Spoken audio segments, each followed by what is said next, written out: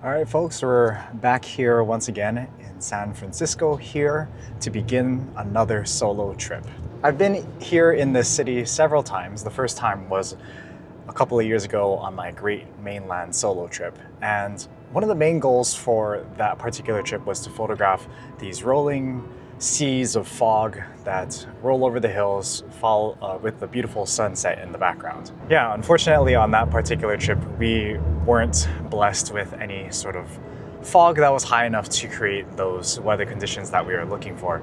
We did get a couple of nice sunsets. I learned a lot about what it meant to travel solo and to overcome anxiety and overcome fear, because this is a location that's not necessarily the most safest and conducive for photographers. I then returned a couple of more times, both with my girlfriend Kylie as well as my photography group, but we were once again greeted with very clear skies and no signs of fog. So all of those times, yes, gave us some valuable lessons and valuable opportunities, and some of them even led to some really nice shots. But none of them, of course, was the shot that we were going for in the first place. Whew. Not bad, not bad. Yeah, this trip is going to be a little bit different than my previous couple of trips with Kylie, and I took a couple of trips to the Big Island with my friends as well. This one is just going to be for me, myself, and I. I've done quite a bit of solo traveling in the past, and it's never the most comfortable thing to do in the world. Oh, come on, Spencer, open up your suitcase here. Even though I'm somewhat experienced by now, it still makes me a little bit nervous at times. There's nobody to celebrate the epic banger shots that you get together.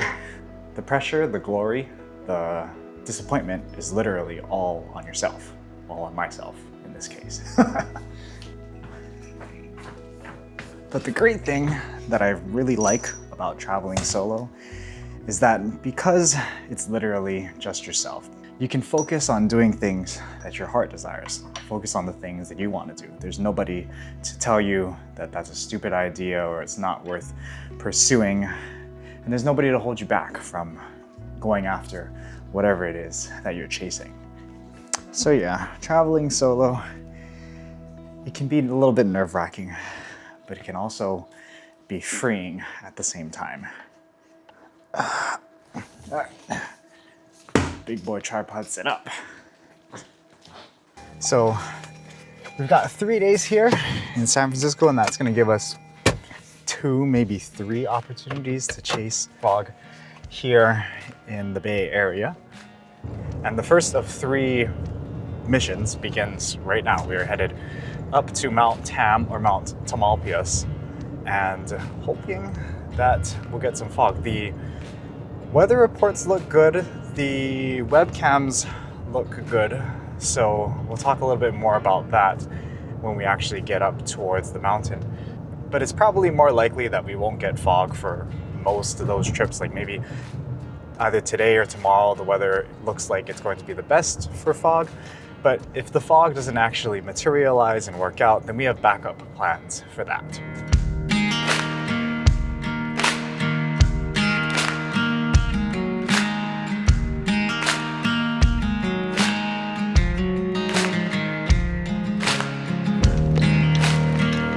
Hot damn! Look at that fog. Wow, that's incredible. Well, the mistake that we made the last time that we were up here, or the past 3 times that we were here, we weren't necessarily looking for fog, but of course we were hoping for fog, but we came during the wrong months. First time we came in September, next time in May, then the next time in May again. And those are the wrong months. August is also known as Fogust in this area because of the heat, the weather. Fog is the most common in August. So of course, it's August now, and now we get fog. Beautiful. Holy shit. Holy shit. This is what we're talking about. Look at this stuff. That's crazy.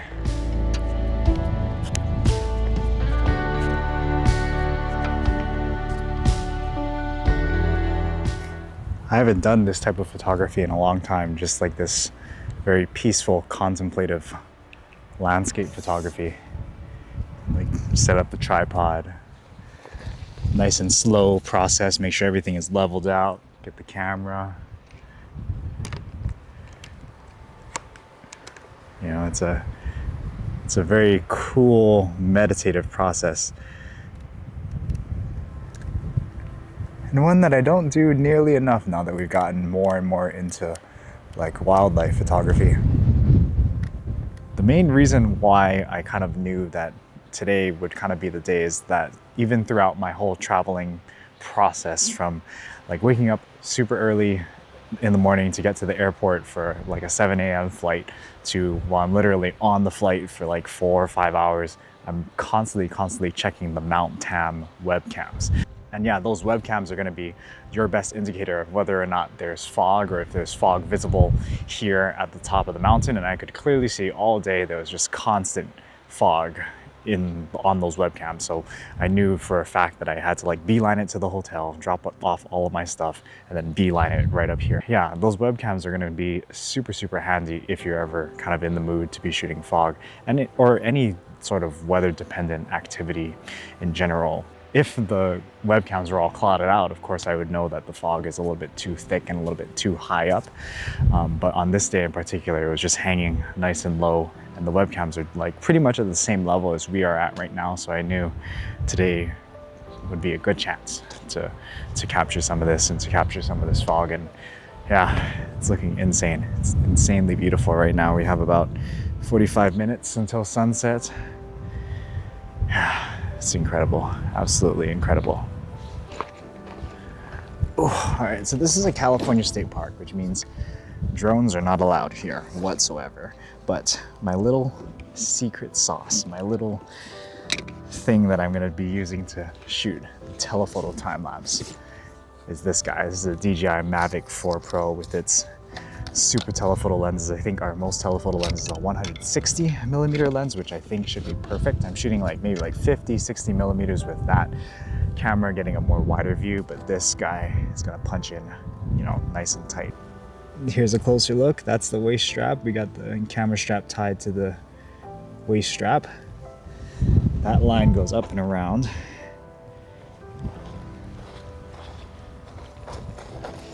And comes all the way down. Ugh. This side here.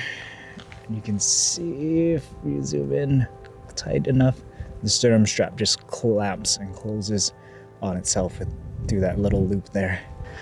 Oh, that's a cool little idea, that little drone setup right there. It's gonna give us the chance to get a telephoto shot or a telephoto time lapse of this fog. Yeah, beautiful sunset happening. The light is starting to catch the top parts of the waves of the fog, starting to kind of glow a little bit golden by now. And yeah, it's absolutely incredible. This is like the stuff that you dream about. And this is why, you know, despite me getting so much into wildlife photography, this is why I keep coming back to landscape photography, is because, you know, it's like so weather dependent, and the chase is so like you just gotta put yourself here. You just gotta be here. And when the weather conditions align, it's easy. It's easy to set up the shot, set up a time lapse, wait for the light to be at its best and take that shot. And I don't know, it's just easy, it's peaceful, it's not too much to worry about. I probably spent like a good 10 minutes just not even vlogging, just looking at the fog rolling over the hills and the clouds moving, and yeah, it just looks absolutely incredible. Going back to the kind of overarching theme of this entire video, you know, the weather doesn't necessarily owe you anything. You can go to a trip, or you can take a trip, you can go to a spot, you can show up, but ultimately the weather just does whatever it is that it wants to do. It doesn't need to show up for you. But what we have to do as landscape photographers in particular, we have to show up for the weather. And that's kind of the beauty of coming back. Again, I mentioned this in a lot of my vlogs previously, but that's like the beauty of coming back to the same location over and over again, trying to photograph something that is so weather dependent. And that's something that I really missed about landscape photography as I've gotten more and more into wildlife photography is like I miss, this whole process of setting up the tripod, making sure everything is leveled out, really fine tuning the composition, just setting the time lapse, letting it go, and just watching Mother Nature work its magic in front of my eyes. It's just something that I don't necessarily do enough of back home on Oahu, or even when I go to the Big Island. I don't do this enough. So I'm super happy that I was able to take this trip despite the fact that nobody was coming with me. Kylie is working, Darwin and Lummy just popped out the alien, so got the newborn baby coming in, and Garrett and Michelle are obviously got work. But yeah, the more times you head out here in Mother Nature, the odds that you get these banger shots and these banger conditions only go up. So from one landscape photographer to maybe another landscape photographer, the best thing that you can do for yourself in order to get the best possible shots is to just keep revisiting the same locations over and over again. If the weather doesn't work out, try to find a different shot in that area where that might be more conducive to the weather. That's another way of looking at it. But if you've got your mindset on something, if you've got expectations, you literally just have no other choice than to just come back and show up for Mother Nature and show up for yourself. Don't let anybody else hold you back because the fact that you don't have people to travel with. Don't let that discourage you. Put yourself in the right situation. Put yourself out here to witness beautiful stuff like this. That is absolutely incredible. The colors, the textures. I mean, this is the kind of stuff that you're dreaming of. Unfortunately, though, we've got a thick layer of clouds that's covering up the section that dips. So I'm gonna hope that cloud moves out of the way as the sun continues to set and gives us just the smallest amount of window to get that shot. But the colors right now are looking absolutely insane. It's like beautiful, like orange glow, just painting the tips of the clouds. I think because we got that fat cloud in the way, the telephoto shot actually looks a lot better right now. So it's a good thing we set up both cameras. One camera, one drone, but oh yeah, this is cool. Hopefully the weather is good for the next couple of days and we get the chance to shoot this again, because yeah, again, the weather doesn't know you anything, and if this big thick layer of cloud that's happening right in front of us blocks out our composition, that's it. What can you do? You can't really change the weather. You can only just come back again. And I'm totally down to come back and shoot the same thing over and over again, just looking for different textures and compositions in this light, or shooting the exact same one over and over again. Honestly, I don't care. It's just so beautiful. Absolutely breathtaking to be here and to witness this.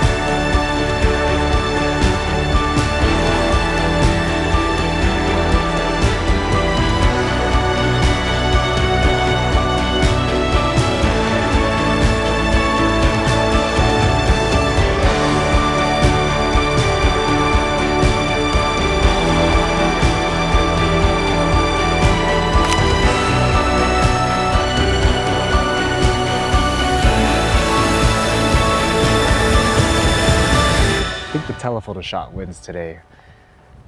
The kind of rolling hill that we were hoping to capture kind of got snuffed out by some fog that was a little bit closer to us, but that's okay. You still have a few more days here, so definitely still want to give this shot another chance. Hopefully we'll be able to pull it off.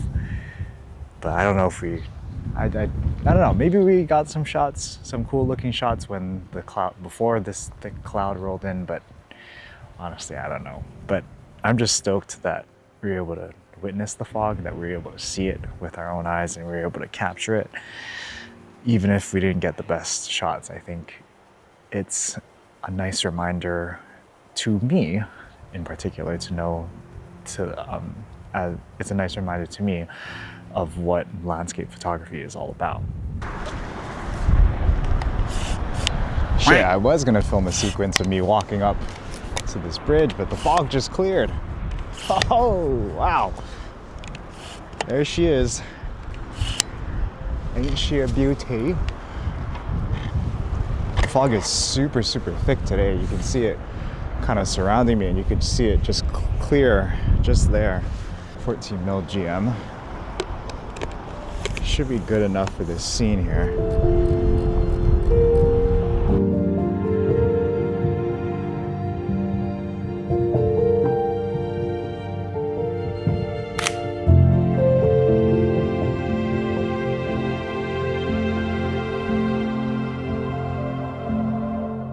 And just like that, snap your fingers. Fog has rolled in again. This place never ceases to impress me. But yeah, we're out here this morning at Battery Spencer. I always like to visit my battery when I'm here in the city. It's one of the closest spots that you can get to the Golden Gate Bridge, overlooking the Golden Gate Bridge. We're out here for sunrise, but I don't think we're gonna actually be able to see a sunrise, so I kind of knew that. Like, I was checking the webcams in this area and it looks like the fog was pretty heavy overnight, so I figured I'd try to at least get some shots while, you know, the bridge is still lit up, while the city is still dark before the sun comes up. And yeah, so today's conditions are a little bit different than yesterday's conditions. Today we are like pretty much like amongst the fog, while as yesterday we were sort of above the fog. So yeah, totally different in terms of like approach, and totally different in terms of like style of photo that we were getting. I mean, yesterday it was like nice because we got to be above the fog, got those nice rolling hills, got those nice textures. But when you're shooting within the fog, you get very, very little texture. You just kind of get atmosphere.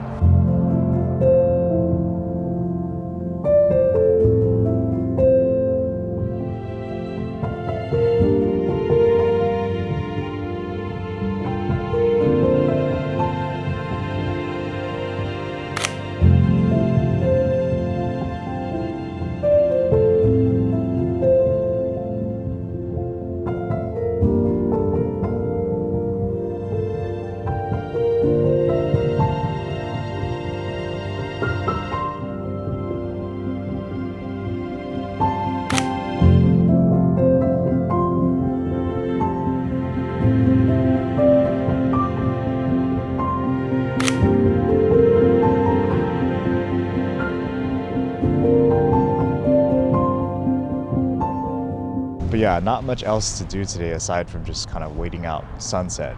So we probably got like, it's like more than like 10, 13 hours of daylight to like do nothing, which sounds junk, or it sounds disappointing. I do have reservations at the Muir Woods, but if it is gonna look foggy, I'm not gonna wanna spend my time there. I'm gonna wanna spend my time up on the mountain.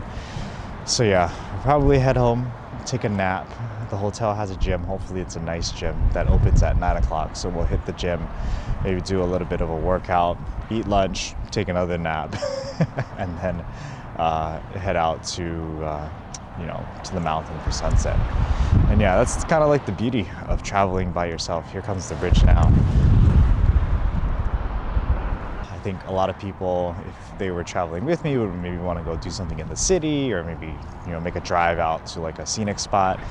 And yes, I totally could do that and just almost like try to make the most of my time here. But at the same time, I'm here by myself. I didn't really get that much sleep last night, so I don't want to like push myself too hard. I kind of just want to have, you know, take the pressure off to like try to do something and just kind of rest, relax, and recover.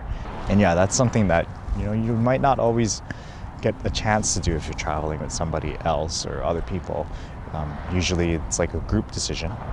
But yeah, because it's just a group decision between me, myself, and I can make the executive decision to use these daylight hours to rest and recover and not do anything super crazy. And yeah, just try to relax and enjoy my time, just resting and recovering like we would be doing at home, except now we're resting and recovering in a beautiful place that I'm actually somewhat motivated to go out and shoot for sunrise and sunset and that kind of stuff, because I always get so sick and tired of Oahu. Maybe this is a bad idea. Damn, it's crowded as shit here in the Muir Woods today. But this might be a great way to start off with this shot that we're working with right here. Yeah, this is worth pulling the tripod out for.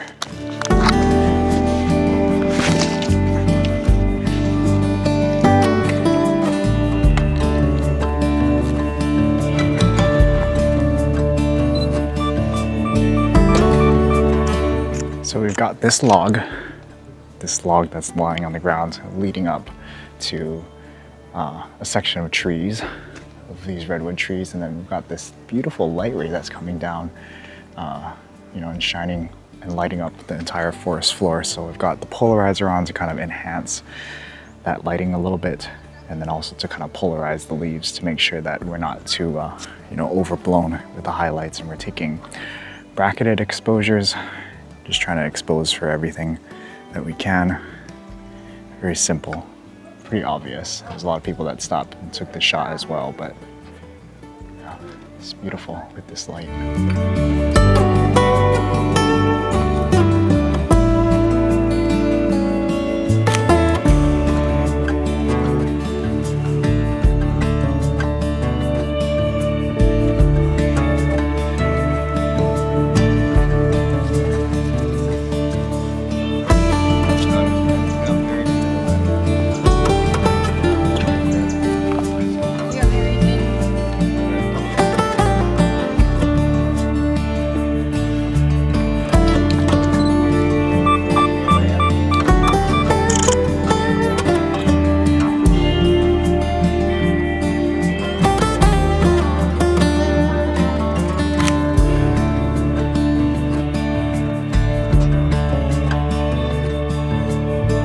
So clear bluebird sky days is usually very terrible for us photographers, but one of my favorite activities to do when there are bluebird days is to come into the forest, because you just eliminate the need for any sort of sky in your shot whatsoever.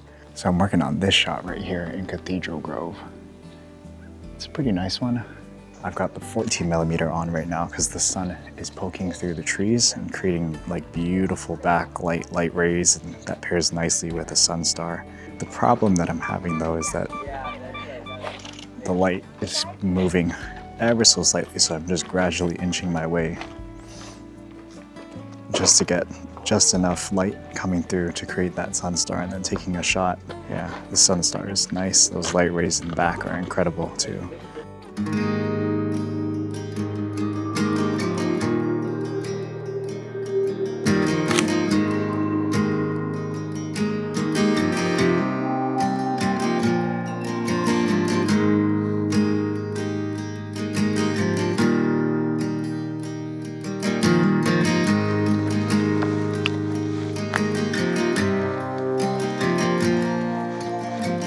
So just reached the end of the base trail. I think I'm gonna turn around here. Kind of struggling a little bit. The light is kind of harsh. Yeah, I think we'll turn around. We have about maybe half an hour out that way before we have to head up to the mountain to try and scout out some fog.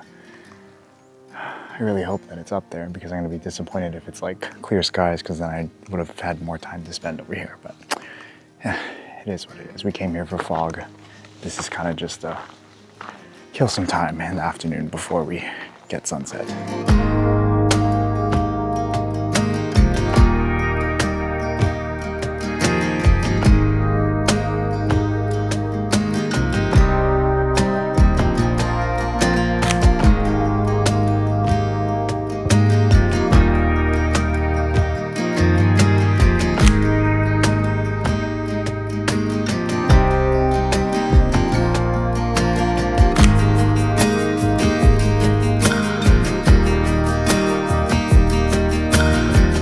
right, well, that crow was fun to shoot.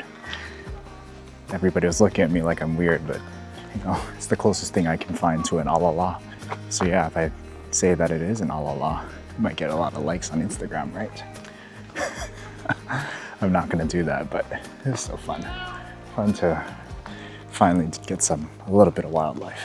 So it turns out this bird is actually the common raven and not a crow. So I wouldn't trust anything that I say when it comes to identifying these American birds. However, since this was the one and only time that we photographed wildlife on this particular trip, I feel like it's the perfect opportunity to shamelessly plug my 2026 calendars, which features Hawaii birds, which are far more easier for me to identify. So if you are interested in picking up either of these two calendars, one for forest birds, one for water birds, if you pick up one of these calendars, you will also indirectly be supporting conservation of these beautiful native species. Not only will your purchases be helping conservation of these birds, but it will also help me somewhat offset the cost of these crazy solo trips. So if you are interested in picking up one of these calendars, please head to the link in the description of this video to my website to pick one of these guys up.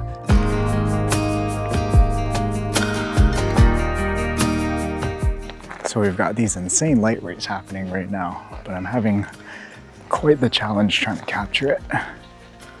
So I tried a variety of different things, from shooting it without the sky at all in the frame to shooting it with maybe just a little bit of a sun star and then totally blocking it with a tree.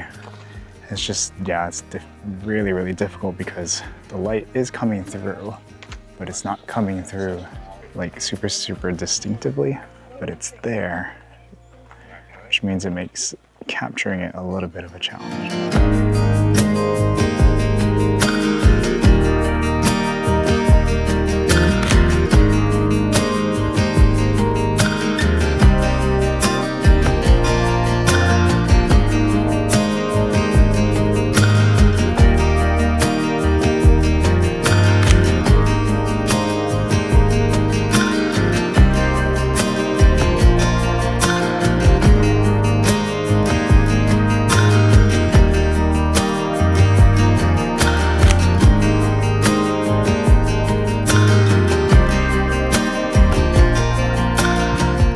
The light is moving so quickly today, it seems. I mean, I guess, you know, just that small amount of movement in the sky is enough to have, you know, make a composition, and then it's like gone in an instant. I mean, I think we did pretty good today. Oh, look, some more wildlife on the way back to the car. Is this shot gonna work? Nope, the fog is still too far out. It was a little bit closer on this side, but if you look sort of right behind where I'm standing right now, I'll kind of point a little pointer on the screen, is the iconic tree of Trojan Point. And I can't believe I haven't taken this shot yet, but it's probably because I haven't gotten fog up here yet, or, you know, good enough fog up here yet.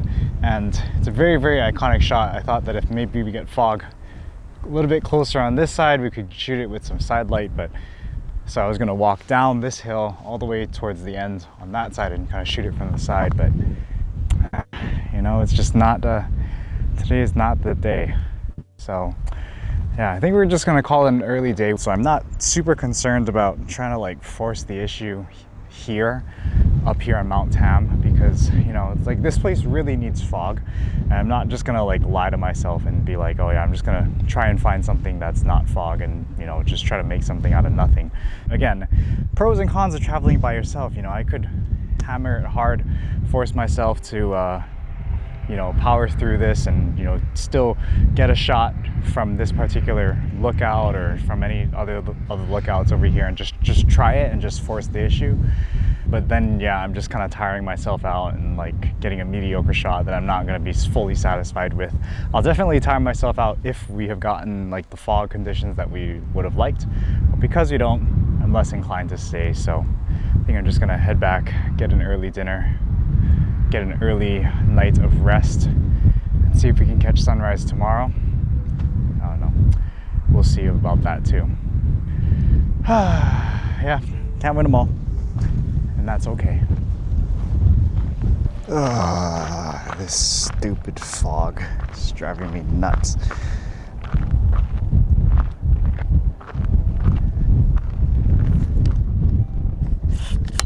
You know, you want it at a certain spot and it doesn't show up.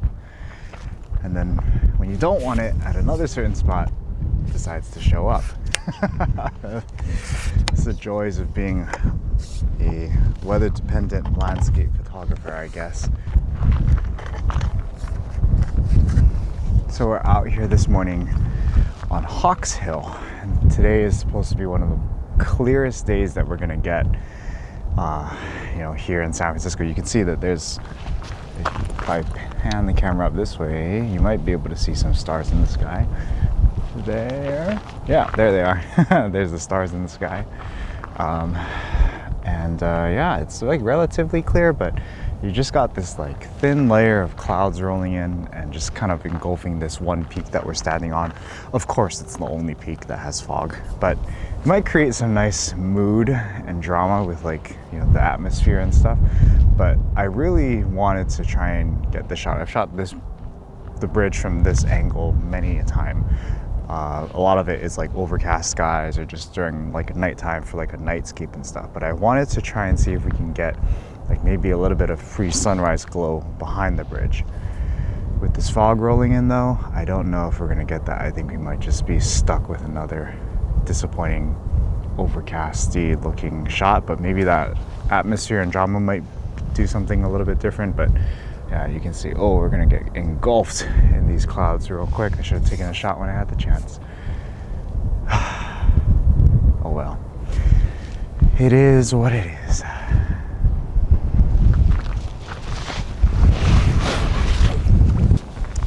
So I did something that's a little borderline crazy last night. So, you know, after getting skunked essentially on top of Mount Tam, I thought to myself, you know, the weather kind of looks pretty similar tomorrow. So I don't know if, you know, I'm gonna be willing to chase fog, but you know, on Saturday we're scheduled to fly up to Seattle.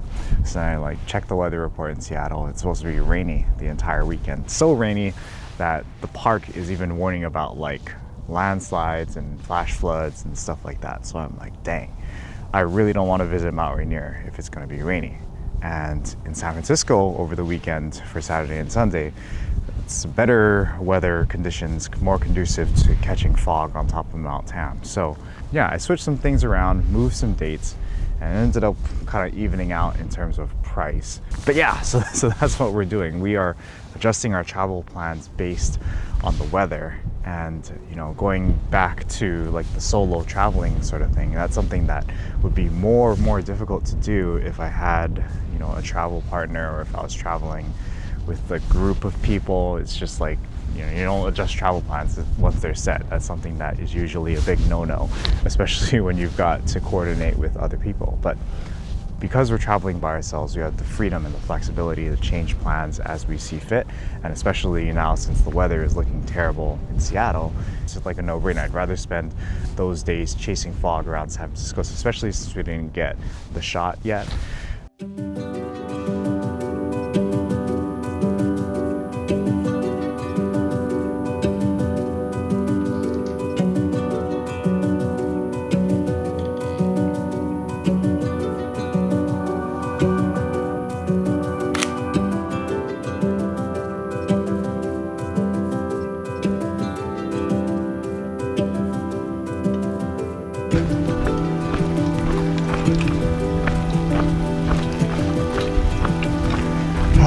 All right, folks, well, once again, the weather has let us down. I was driving around that bend looking that direction towards sunset, and that entire side of the mountain just looks crystal clear, no fog whatsoever. But unlike the conditions that we had just a few days ago, we do have a little bit of fog on the San Francisco side of Mount Tam. So we were heading a little bit further down this trail to try and shoot that tree down there. That tree is the iconic tree of Trojan Point. So we're gonna find a spot up here alongside this trail and see if we can position that tree nicely against this fog that we have going on back here.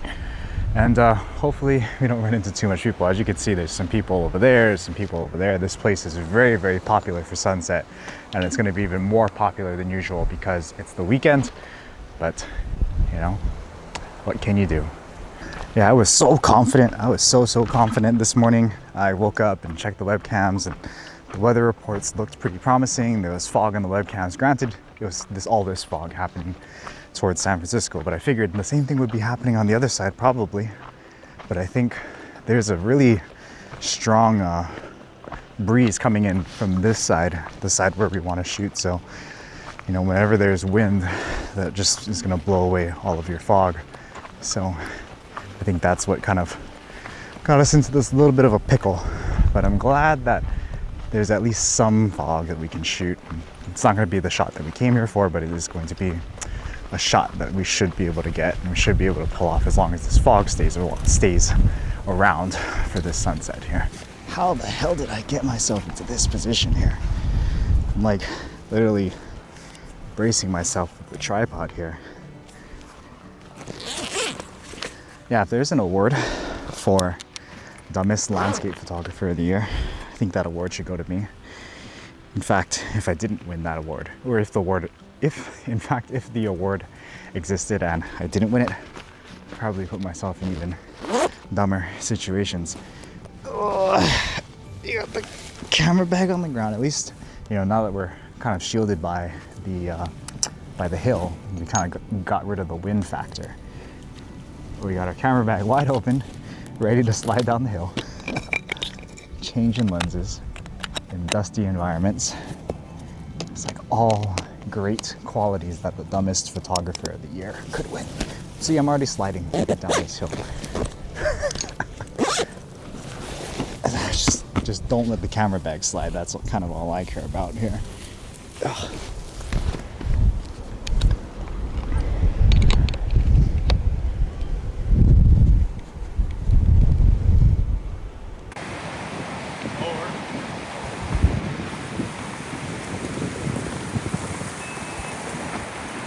You know, there is a possibility that, you know, the weather conditions take another turn for the worst up in Seattle, that I decide to just extend this entire trip to being just San Francisco, which is an option. That would require me buying another one-way ticket back home to Hawaii, and then, you know, saving essentially all of my other flights to Seattle for a whole separate time, which is totally fine.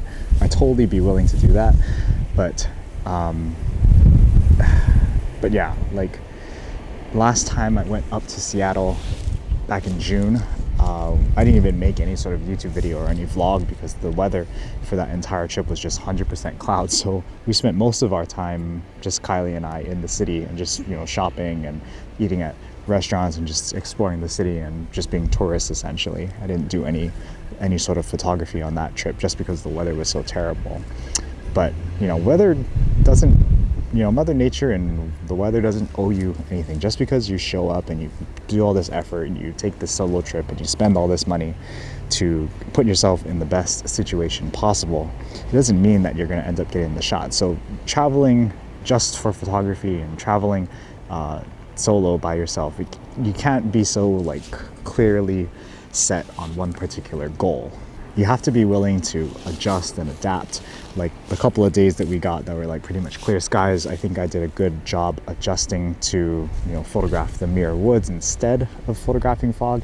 And while I didn't necessarily come here to photograph the Muir Woods, I ended up enjoying my time there and enjoying the shots that I do get. You know, woodland photography is not something that I get a whole lot to do back home on Oahu because our trees are not as picturesque as the ones that we have here. So yeah, it was definitely a fun experience, and being able to kind of adjust, think fast, think on the fly, and make changes when appropriate is something that you definitely have to be willing to do if you are going to be traveling by yourself. You can't just be so tied to one particular outcome.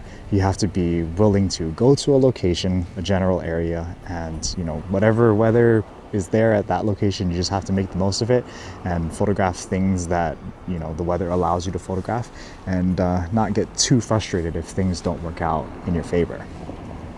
if I had decided to stay at home, I wouldn't have gotten any shot. I wouldn't have gotten any of the shots that we got the first day, nor would I have gotten like the 2 beautiful afternoons that we spent in the Muir Woods, and I wouldn't have gotten this shot either. So regardless, if I didn't decide to book the solo trip, I would have had to come back on another time, whether that's with Kylie or again by myself or with my photography crew and whatever.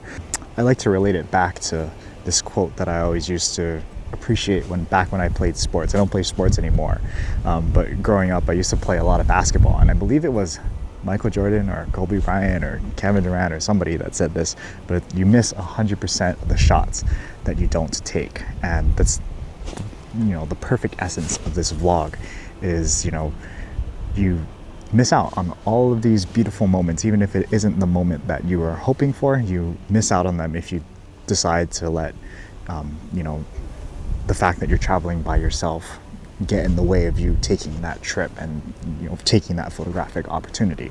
And yeah, weather conditions are out of our control. We cannot control Mother Nature whatsoever, but what we can control is how we decide to show up and when we decide to show up. What's arguably the most important thing, which is just being present, being in the area, in the general vicinity of the shots that you in general want to get, and at least putting yourself in the right situation for that magical moment to happen. Whether or not that magical moment happens is a whole nother question, but what's the most important thing is to just be there. And I haven't gotten the shot the past like 3 or 4 times that I have been here to this location. Making the decision to return to a place over and over again doesn't mean that you necessarily failed the first, second, third, or 4th time around. Like, I guess would be my 4th time around. It wouldn't necessarily mean that. It's just a sign to yourself, I guess. It's a sign that some things are just that important. Some things are worth coming back to over and over again. Some things are worth chasing. The more times we show up to a particular location, the higher the odds get for us somehow magically getting those magical conditions that are conducive to the banger photographs that we dream of. But we can only put ourselves in that situation if we make the decision to go, even if there are certain barriers like traveling by yourself that get in the way of that. Don't let those barriers get in the way of that. But yeah, thank you guys so much for watching. If you like this type of content, that's travel, vacation, a little bit of photography, education, hit that like button, comment below, subscribe if you aren't already, and we'll see you guys in the next one. Peace out.